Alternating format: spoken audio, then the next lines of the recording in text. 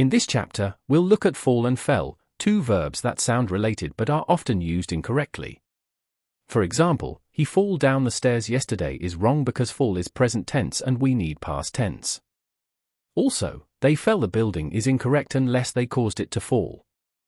Let's clear up these mistakes now. Let's look at the correct usage. Fell is the past form of fall, so we say he fell down the stairs yesterday. Fall is used for now, like she is falling asleep.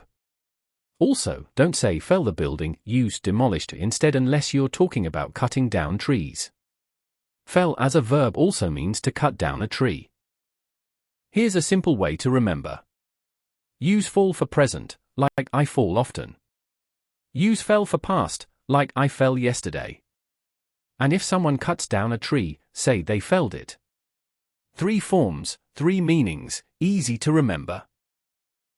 Prepared by K. Rajendra Prasad.